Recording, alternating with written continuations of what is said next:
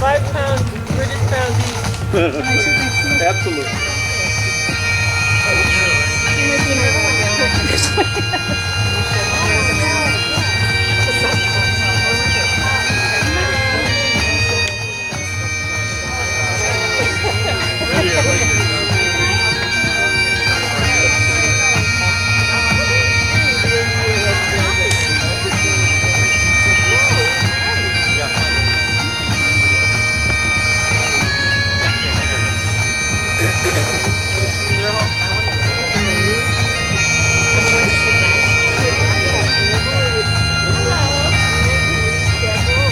You got it, Tom?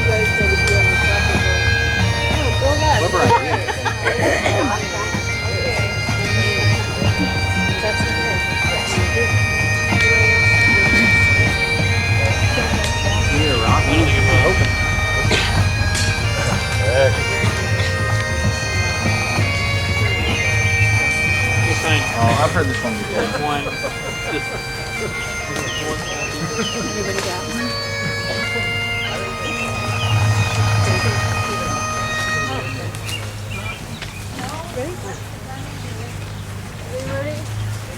Everybody ready? He's right there. He's right there. He'll be, he already took the He's spot. on it. He knows what he's doing.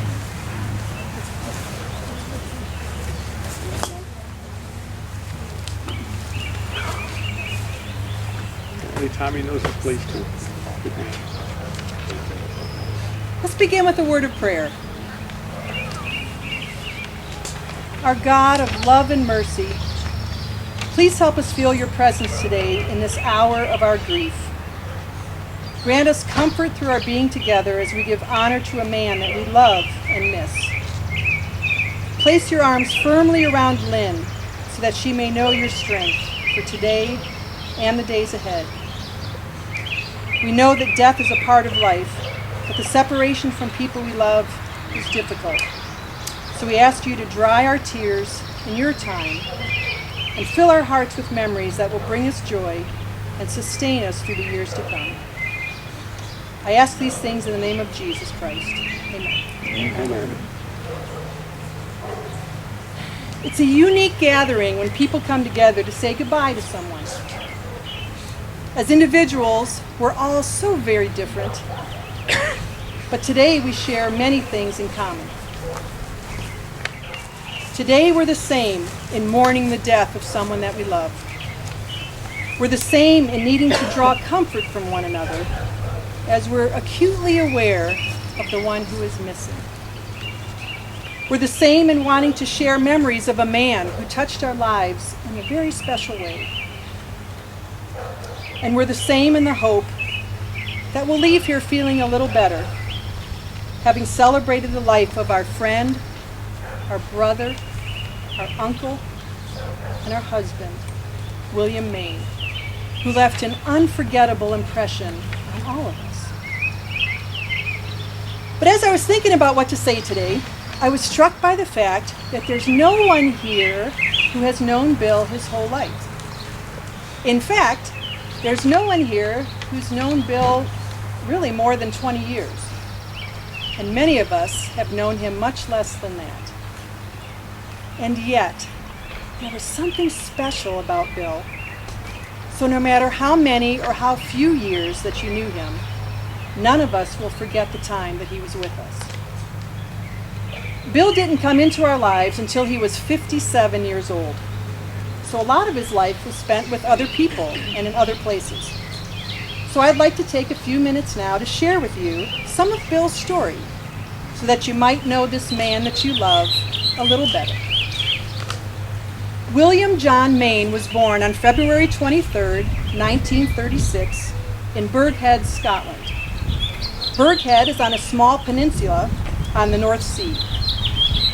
It was and is a small fishing village where everyone was either a fisherman or in the Navy or both. It was a small, tight-knit community where people knew and took care of each other. Bill's parents were William and Mary, and he had a younger sister named Kathleen. Bill's father, also called Bill, worked for the BBC, and for many years served as the provost or mayor of their small town. Growing up, Bill loved to play soccer, which of course they called football, and he loved to ride his bicycle. He maintained these loves throughout his life. He competed in amateur cycling races, and Lynn said that he enjoyed watching the Tour de France every year because he understood the intensive training and the grueling physicality that race required. He also enjoyed watching professional soccer. Manchester United was his favorite team, and he looked forward to the World Cup every time he came around.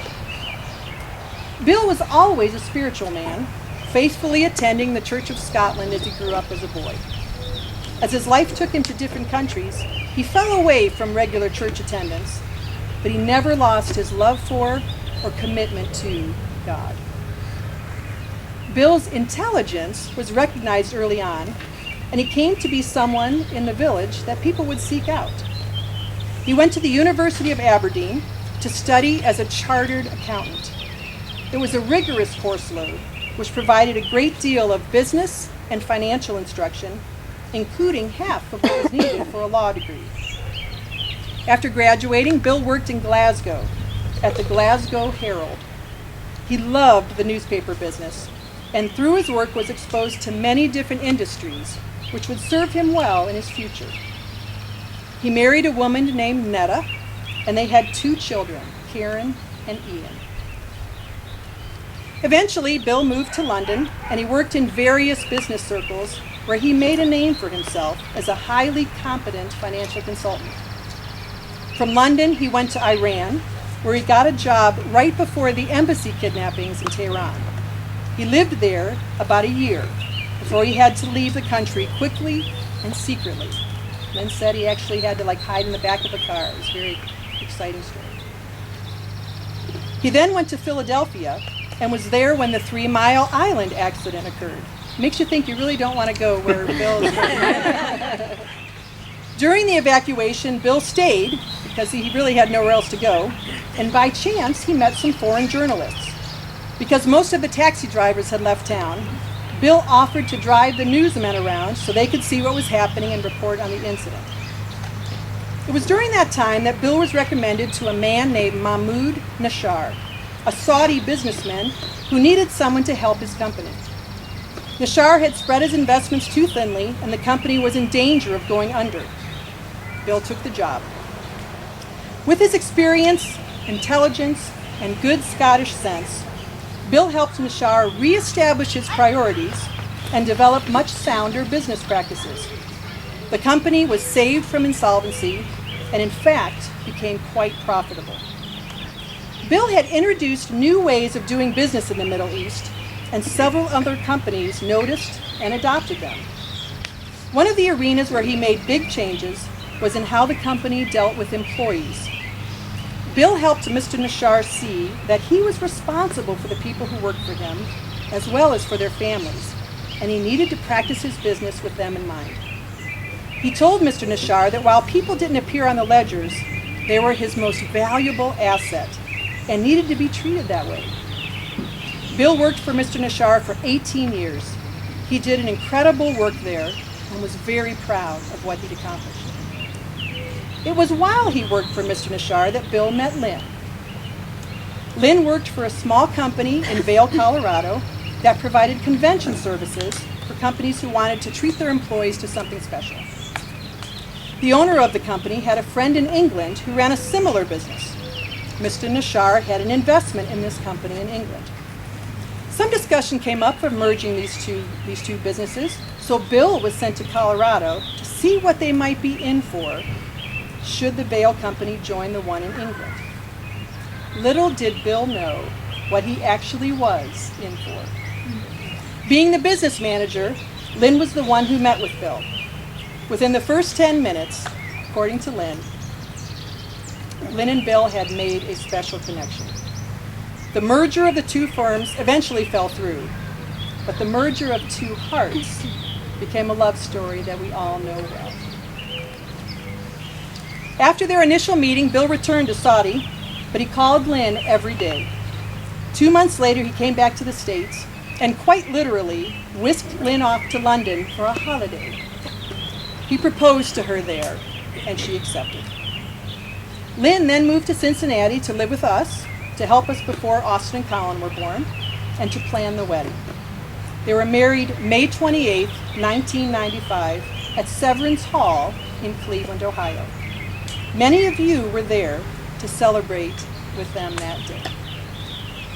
After they were married, they moved to London for 3 months while Lynn's travel documents were secured, and then she moved to Saudi to be with Bill. They lived in Jeddah almost 5 years before Bill retired from the Shars Company. They then moved to Jacksonville Beach, Florida. They bought a used bookstore and enjoyed running that together. In 2004, Bill was diagnosed with stage 3 prostate cancer. They decided to move back to Cleveland to be closer to family, and that's when many of you got to know them. Last year, Bill's illness began to get the better of him, and it became too much for Lynn to handle alone. So last Christmas, Bill and Lynn moved to Cincinnati to live with us. 2 months ago, Bill developed more constant and debilitating levels of pain. A month ago, he was admitted to the hospital the last time. Bill's pain and breathing problems were managed so that his death was peaceful. And Lynn was sitting by his side when he took his last breath. And so here we are today. Being the man that Bill was, both considerate and possibly fearful of what his unruly American relatives might plan for him, he left a list of things that he'd like to have included in this service to honor his life. So the elements that we will experience and enjoy together are from that list. As I looked over the list, I noticed that these things reflected many of the things that Bill loved. So that's how we put them together. One thing that Bill loved was people. A lot of us here know that because we know how much he loved us.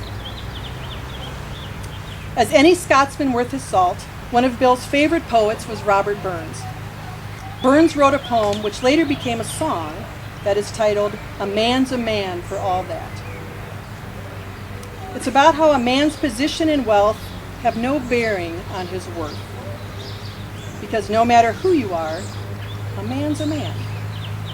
Jimmy Watson, Betsy Bond, and Austin are going to come up and sing that for us now. Your words are in their program because some of them are, Scottish. So why don't you guys stay up here so the video can get you. Thank you.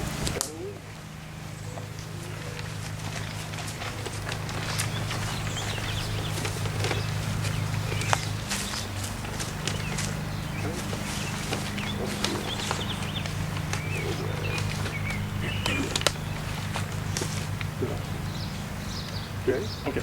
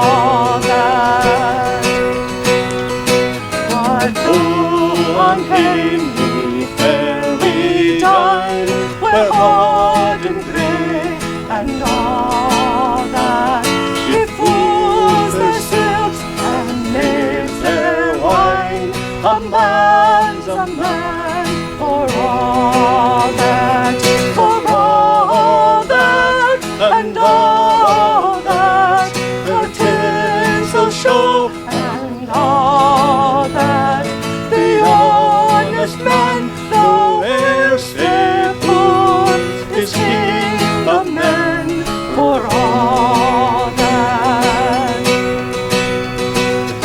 see unheard, called the Lord, what struts and stares and all that.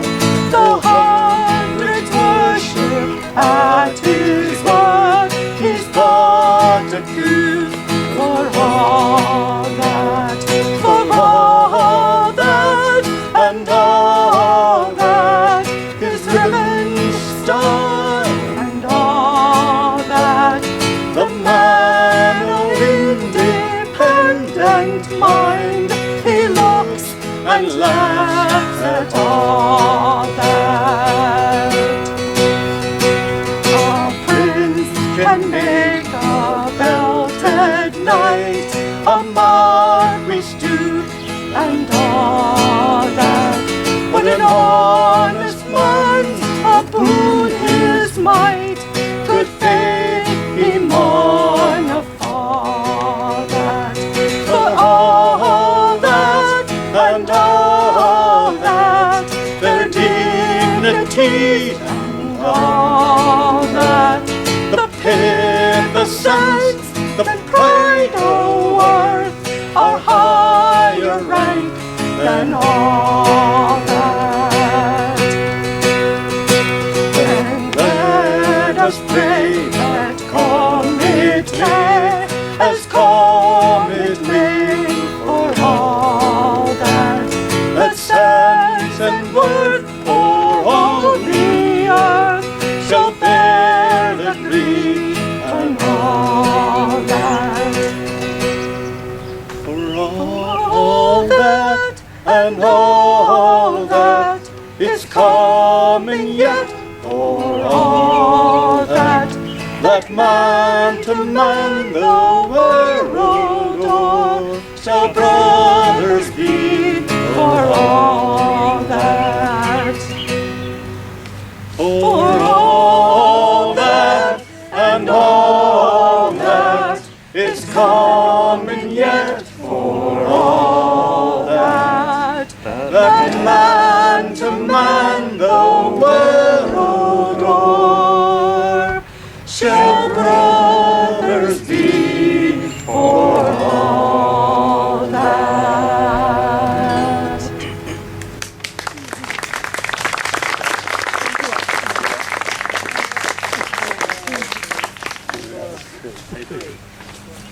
Thank you for that. Heard y'all singing along there. You're going to be singing that all the way home. Catchy tune. Another thing that Bill loved was my sister Lynn.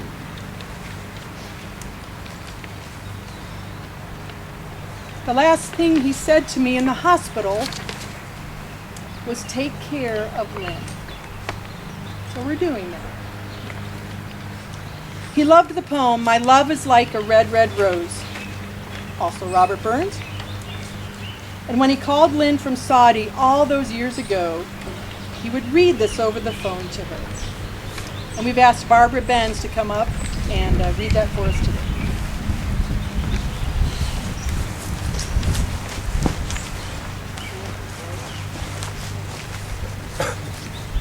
Well, kind of. Most of it. A red, red rose.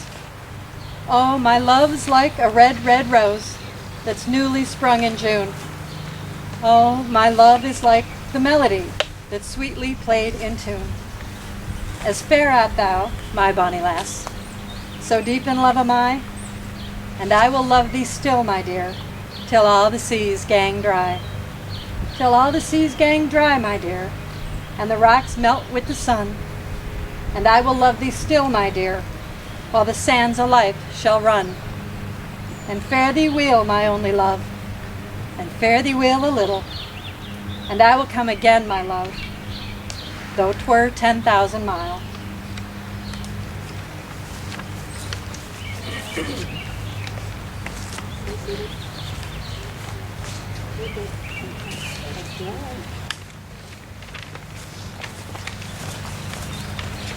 Thank you, Barbara.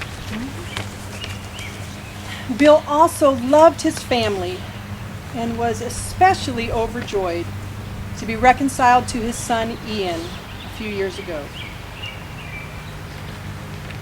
Ian couldn't be here with us today, but he sent a letter that he asked to be read, and Wally Albers is going to read that for us.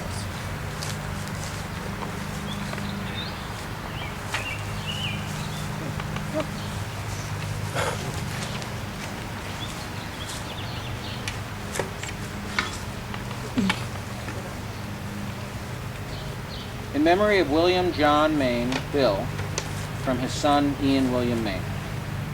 Firstly, I'd like to apologize that I cannot be at the celebration of Bill's life today in person. It fills me with great sadness that I can't be there. To Lynn, I would like to offer my heartfelt condolences for your immeasurable loss. I can only thank you for being in Bill's life for all these past years and for being his true soulmate. You were meant to be together. Nor can I thank all of his U.S. family enough for the love, kindness, and friendship given to him. To Ronnie, Tom, and all immediate family, I send my gratitude for everything you have done for him over these years and during his final weeks. You should all know that Bill found his true family and home with you all in the United States, and when I first visited him in 2012, I can honestly say that despite the massive struggles of his illness, I had never seen him so contented and comfortable in his surroundings. I hope that I can continue to be part of this family and that we can remain in contact and hopefully meet again in the months and years to come. You have an open invite to visit Scotland. Mark that one down. Send you out his address later. All right, Scotland 2016. Better watch what he asked for. I love my dad with all my heart. I hope that he knew that and that I was proud to be his son. While life's journeys didn't always run smoothly, my feelings for him never changed. I'm sure that today's gathering will prompt many tears and hopefully laughter too. Everyone will have their special memories and stories to tell. Bill Maine was a unique individual, one who left a lasting impression on those he met and will not be forgotten. My time with Dad over the course of his life was far too short and considerable regret to me. Even so, I have treasured memories of the time spent together, and I'd like to share a few stories. When he worked for a famous Scottish newspaper as their accountant, he attended the Christmas lunch one year, and after consuming a good few too many whiskeys, thought it'd be a great idea to agree to buy a Labrador puppy from then editor. He duly collected the puppy from the editor's house on his way home and tucked him under the lapel of his sheepskin coat. This was Christmas Eve, and as I looked out of the window, I saw him walking towards the house with the dog the dog's head sticking out of his jacket. It was the best Christmas present ever. The problem was that Maxie, the dog, spent the next 6 weeks tearing the house to shreds. We both loved Maxie, and he remained a loyal companion for many years. We lived very close to the National Soccer Stadium, and on occasion, when he was home, Dad and I would go to international matches, and he would lift me over the turnstile. I was then 7 or 8 years old, and he would share a seat, and I was able to watch Scotland play the likes of England, Brazil, and Argentina, along with another 10,000 fervent soccer fans. This gave me the love of soccer that I still have to this day. I was trying to learn from him, and his knowledge and wisdom often made me feel quite in awe. There wasn't a subject matter that he couldn't cover. I hope we will finally be reunited with my grandparents, Mary and Bill, who passed away in their early 70s, and his sister, Kathleen, who passed away in 2004. My grandparents were wonderful. I still remember them. They were the nicest and most generous people I have ever met. Dad had an incredible life. From a small fishing village in the north of Scotland to the city of Glasgow, where he completed his university education, then to Iran, Philadelphia, Saudi Arabia, London, then Florida, then Cleveland, and laterally, Cincinnati. What a journey. As you gather today, I will take a walk along the beach in Ayrshire, maybe? The home of Robert Burns, one of his favorite poets. And as I look towards the Isle of Arran, I know beyond it lies the coastline of the U.S. Although we will be separated by those few thousand miles, in my heart I will be in the same room as you all, or outdoors. Once again, thank you for all the love, support, and kindness you have given to my dad. When I first visited in 2012, I was apprehensive, to say the least, but it soon disappeared. Firstly, meeting Dad and Lynn and seeing how happy they were together, and then all of the clan members. Well, too many of them to mention, but a thank you to Ginger, Betty, Dawn, Tiger, Pam, Greg, and Louise, and to everyone for their kindness towards me and Lynn. Thank you for loving my dad and making him happy, and please stay strong. Please stay strong. You have a wonderful family and a group of friends that will support you through it. I pray that he is now at peace, and I just want to say again, I love my dad. Thank you all, and my best wishes, Ian William Mann.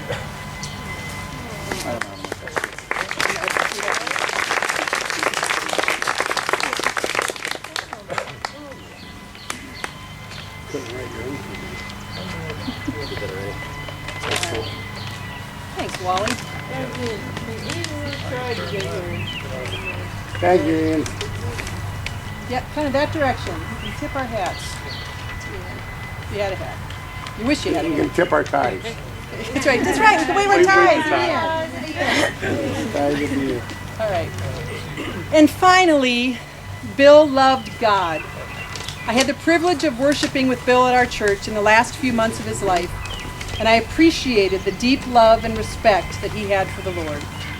He asked that Psalm 23 be read today, and our cousin, Father David Watson, will do that now.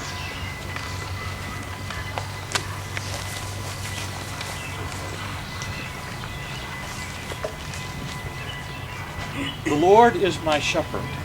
I shall not want. He makes me to lie down in green pastures. He leads me beside the still water. He restores my soul. He leads me in the paths of righteousness for his name's sake. Yea, though I walk through the valley of the shadow of death, I will fear no evil. For you are with me. Your rod and your staff, they comfort me. You prepare a table before me in the presence of my enemies. You anoint my head with oil, my cup runs over. Surely goodness and mercy shall follow me all the days of my life, and I will dwell in the house of the Lord forever.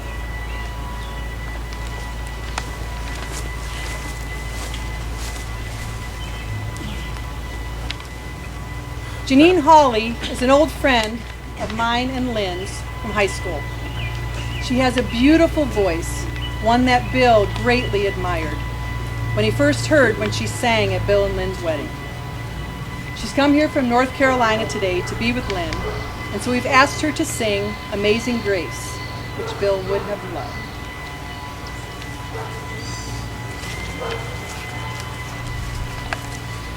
Anyone can feel free to join in as well.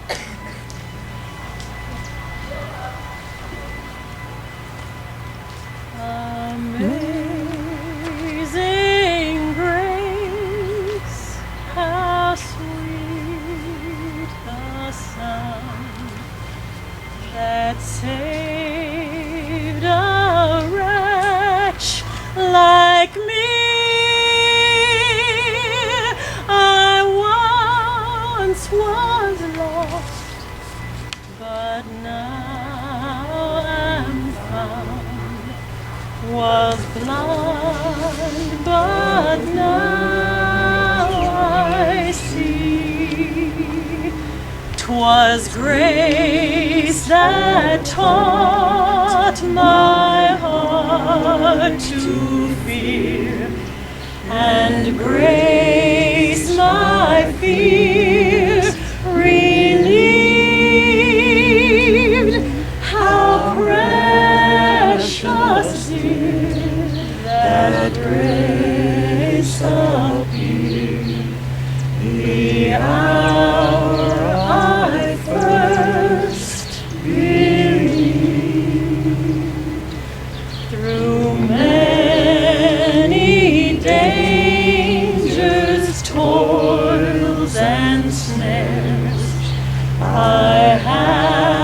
have already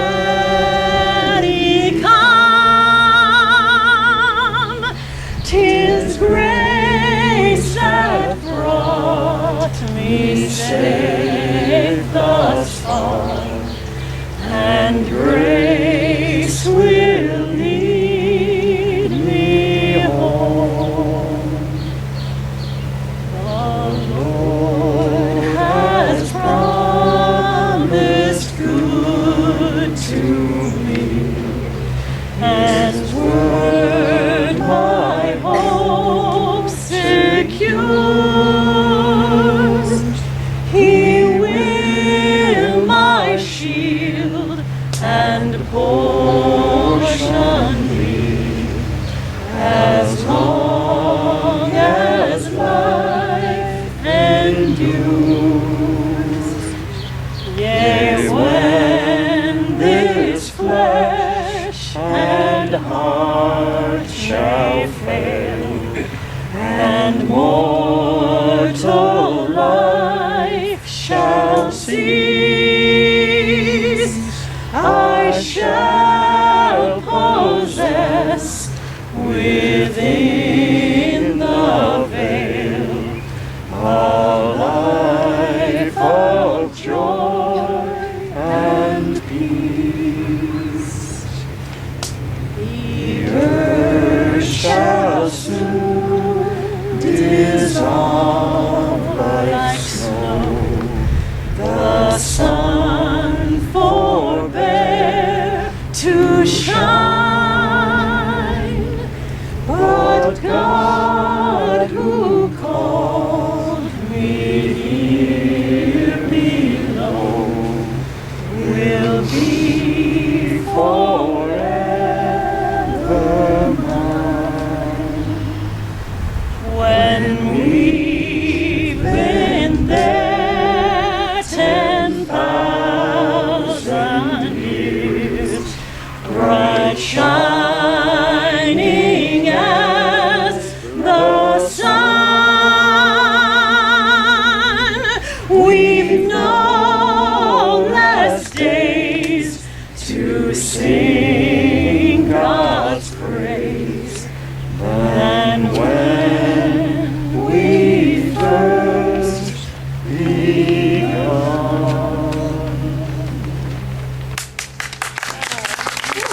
Thank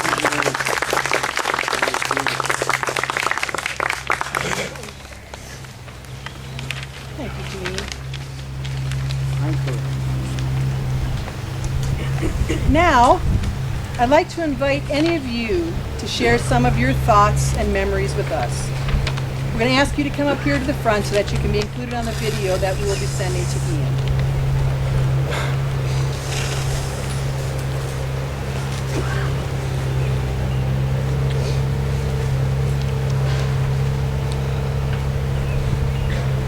Since I was just up here, I'll just say a word.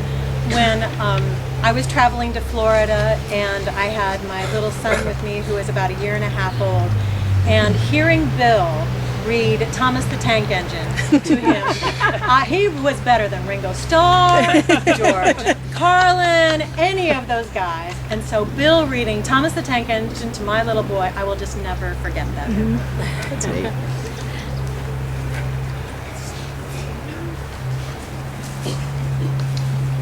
Everybody get up at once. Bill, my friend, as I was trying to think about what to say about him, and I lost my notes. I looked in the dictionary and I started writing my relationship with Bill. Precise, meticulous, stubborn, single-minded. And those kind of things are the relationship that I had with Bill, but they were positive relationships. The more I got to know Bill, I realized something. Every one of us that knew Bill had a certain relationship with us that the rest of us didn't. We each had a personal relationship with him. I had my personal relationship with Bill. We spent many, many days and hours on the phone. We got together several times. Towards the end there, it was getting very difficult for him and a little harder to talk with him. But the one thing Bill always, you know, he told me a lot about his life. And what Ronnie said, I knew some of that already, you know. But what do you say about a person that has done all this and has touched every one of us in his own way? And I guess it boils down to this. And I think, without making a pun, the main point is that Bill was my friend. And I can even say he was my best friend. And I think that's what I loved about him, is the fact that he made me feel comfortable. We're able to talk. We were able to, you know, go back and forth. And there's two things that I know with Bill, that when I talk about precise, how to make tea, English. That's true. There is only one way to make it, Yes. and it's Bill's way. There's no other way to make tea. And the second thing is, he hated snow. God hated it.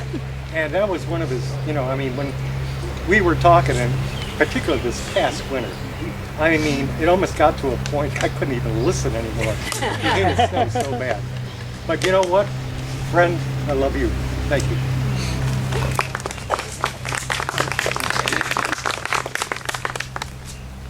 Going along with that whole winter thing, it was a pretty bad winter. And sadly my car has gotten stuck in my driveway multiple times. And it was always fun to have Bill help us out while he still could. And it was great because we had so much struggle trying to get it out one time. And we were trying to hook up different cars and pull the car out. And eventually we eventually got it out. And the look on his face, the smile that had shown, and the way he just said, "We did it, me boy," was fantastic, to say the least. So that was a lovely memory.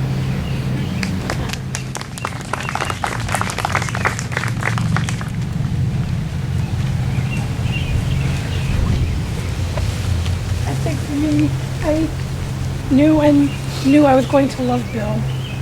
The day of Lynn's their wedding rehearsal dinner, and he stood up and was thanking his new brothers and thanking all of them for welcoming into the family. And he showed such grace and dignity, and that to me is my main memory of him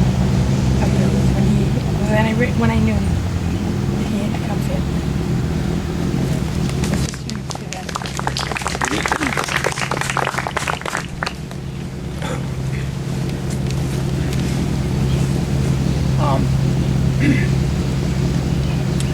My wife Celeste and I loved much about Bill. He clearly was a ladies' man. He stole my wife's heart immediately upon meeting her.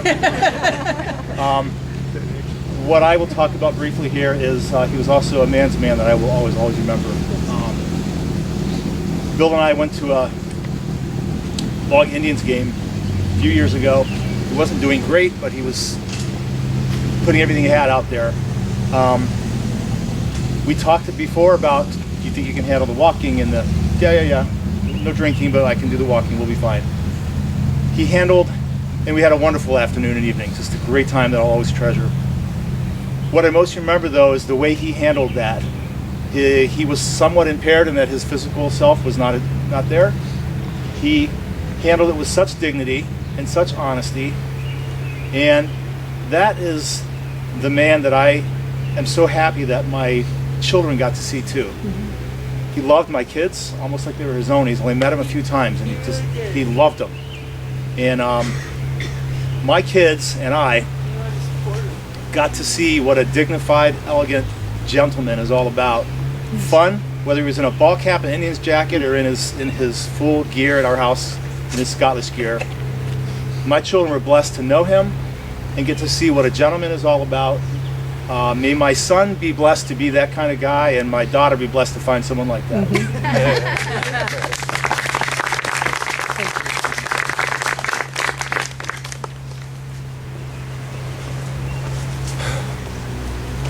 One of the most memorable things for me about Bill was the year that he came to our house to help paint it. He and Kathy Tino Albers painted our living room, kitchen, and hallway while we were in Europe. We let them the house, and they did this. Now, I have 3 pictures, and Richard was talking about how meticulous Bill is. That really was an understatement. We had these 3 photos, and I wanted 2 photos exactly the same size, lined up next to each other. I wanted the 3rd one, which was smaller, centered in between the 2. That was not going to do for Bill. Bill said, no, it has to line up. They all have to be at the bottom. And he was there measuring, and this was 1/8 of a centimeter and 1/16 of a centimeter. And I'm like, I don't care. I want them this way. He's like, no, you're not going to get it. And I didn't. Those pictures are lined up. But I did win one battle. I had a small picture that I wanted in one place. And he told me that was not the place for it. I said, Bill, this is my house. He said, I don't care. I said, you don't live here. I want that picture in this spot, and it's the only thing I'm going to... And he eventually, but it was a battle. Yes. He gave in. But it was just so funny. And those pictures will stay lined up where they belong.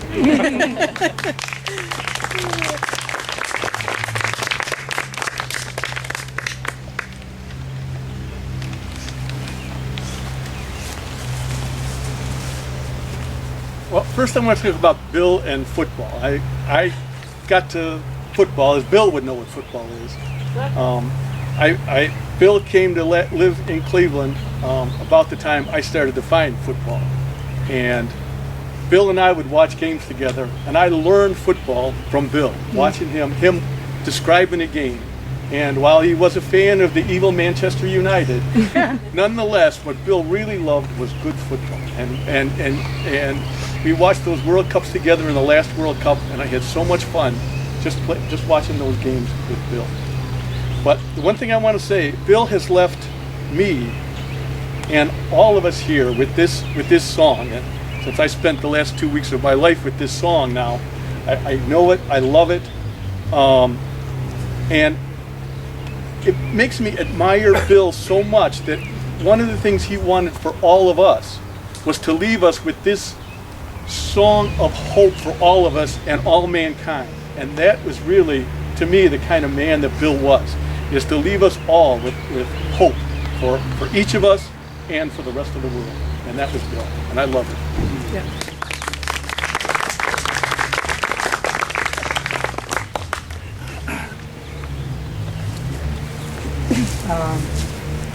Bill and I shared mostly American football, which that was lots of fun. It's 2013. We suffered through the 2013 Cleveland Browns season together. I went down there, went to the house every Sunday, and it was quite a delight to hear him trash not just the Browns but American football. That was the joy. He'd tell you everything but stupid about it. And the dumbest thing he ever saw was American football. But he enjoyed watching it too, and of course he enjoyed. So I'm gonna miss that, and I admired Bill greatly. And you're right, he was a great gentleman, as much as he was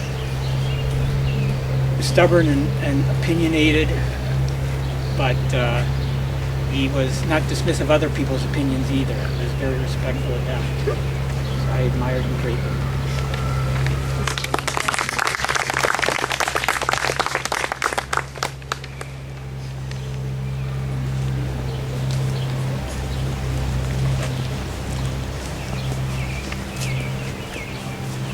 When Lynn and Bill lived in Ohio City, just west of downtown Cleveland, I stopped in as often as I could, passing through the area, oftentimes unannounced. I know one time I called from my car, and Lynn says, well, where are you? And I said, oh, across the street in my car. He said, what are you doing out there? Come on in. So I did, and Bill was watching a soccer game on the television, and we had a lovely cup of tea, just the only way that it can be prepared.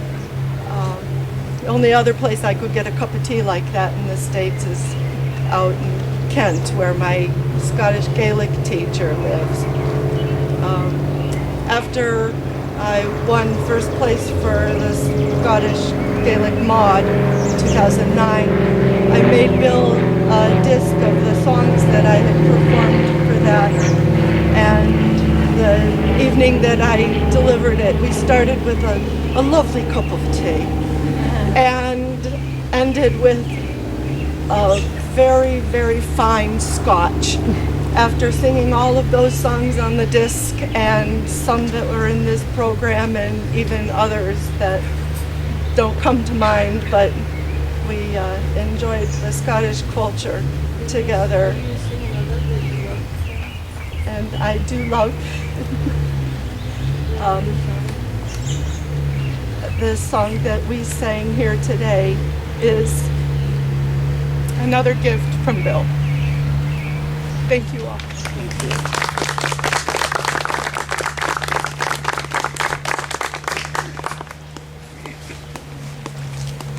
I'm not that great at talking in front of large groups, but I thought I needed to come up here because I really did love Bill, and I love Bill because of the way he made me feel about myself, and he made me feel that I was wonderful and a good person, and he made my children feel the same way.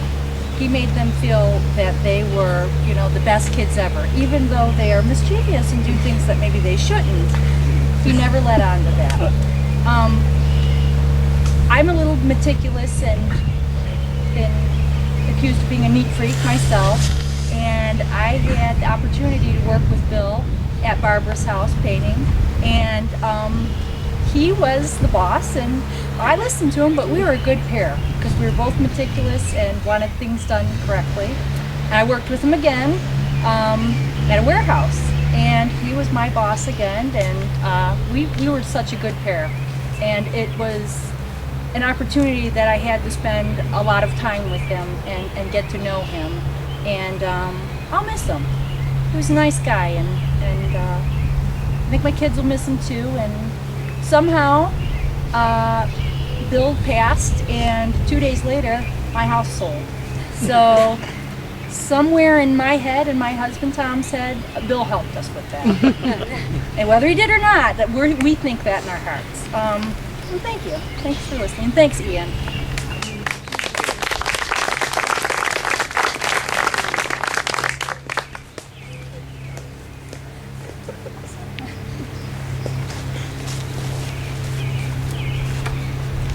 That was great. Thank you all for sharing that. Really, really. I do want to add a little addendum here. Is one of the things that we told Bill about moving to Cincinnati. One of the things that was supposed to make him want to come was that we had less snow in Cincinnati. And seriously, at least 3 times a week I had to apologize. There really is. I bet it's less than Cleveland. It's more than usual. He was funny. He was so funny. Okay, finally, there was one last poem that Bill asked to be read. It's called By Cool Siloam's Shady Rill. And it tells the story of the life of a man, from youth to old age to death. Tom Fleischer will come and read this to us now.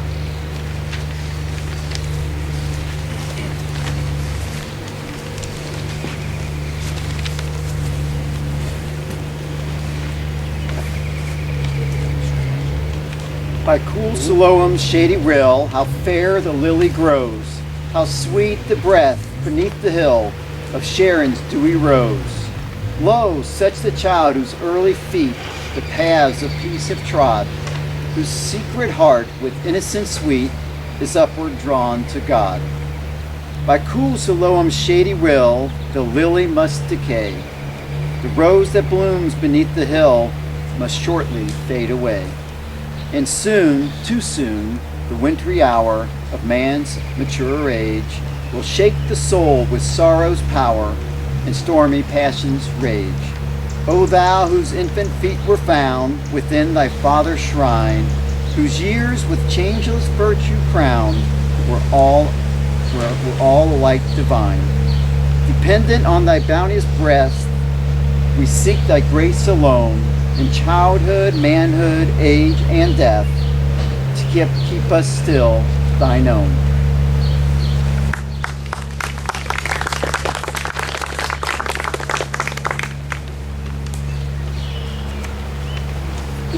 I want you to know that in conversations that we've had with Bill over the last few months, he was ready to go. He struggled with his illness for 10 years. And I think it was a gift that we had him with us as long as we did. He wasn't afraid to die, and he was looking forward to the next part of his journey. He came to trust Jesus as a Savior at the end of his life, and so we hold on to the hope of seeing him again in heaven. Revelation 21 gives us a joyful picture of what that will be like and what Bill is experiencing now. And Riley Fleischer will read that for us.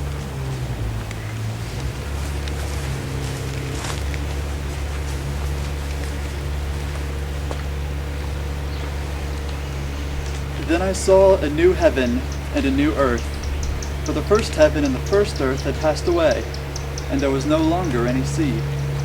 I saw the holy city, the new Jerusalem, coming down out of heaven from God, prepared as a bride beautifully dressed for her husband. And I heard a loud voice from the throne saying, "Look, God's dwelling place is now among the people, and he will dwell with them. They will be his people, and God himself will be with them and be their God. He will wipe every tear from their eyes. There will be no more death or mourning or crying or pain, for the old order of things has passed away." He who is seated on the throne said, "I am making everything new." Then he said, "Write this down, for these words are trustworthy and true." He said to me, "It is done. I am the Alpha and the Omega, the beginning and the end. To the thirsty I will give water without cost from the spring of the water of life. Those who are victorious will inherit all this, and I will be their God, and they will be my children."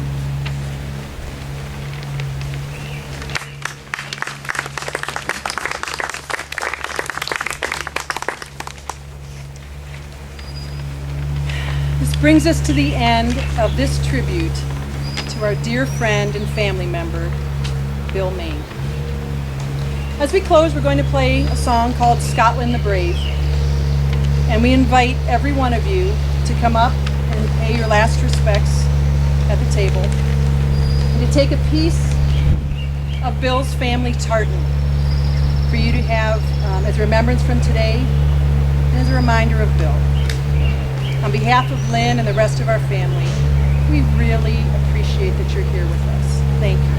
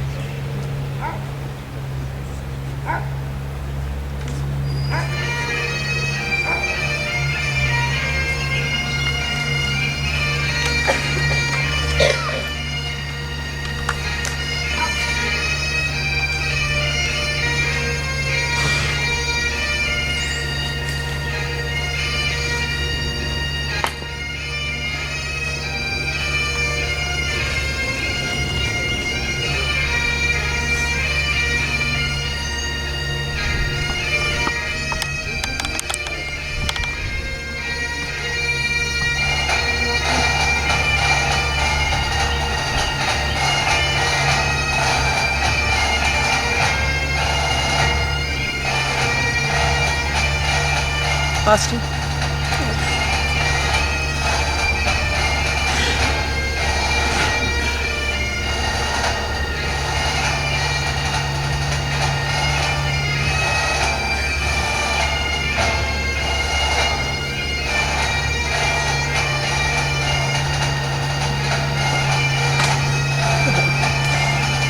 Let's go back.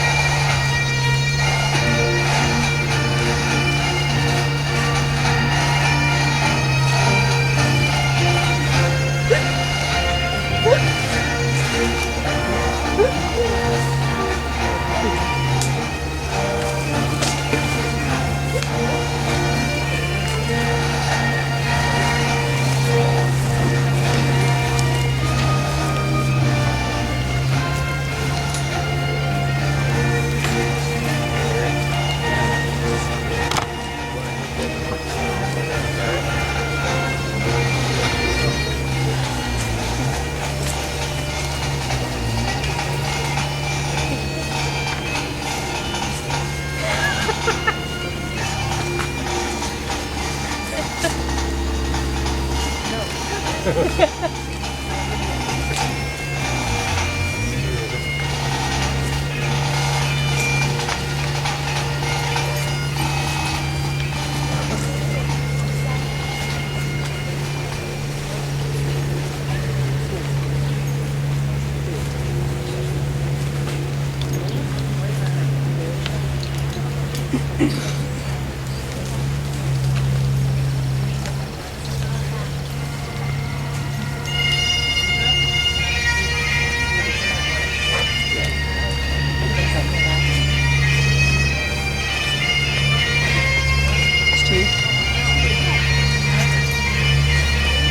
it somewhere cool. Save the electronics.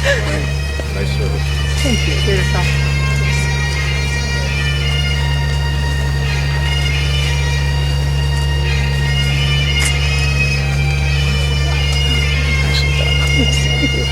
See, if you'd be a Episcopalian, you'd be a priest. It's okay.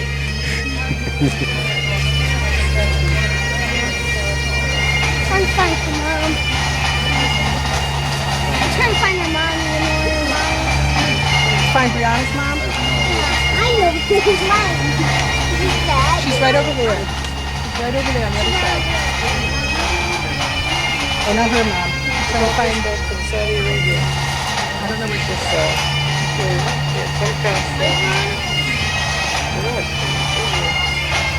Goodbye, Bill. Good knowing you.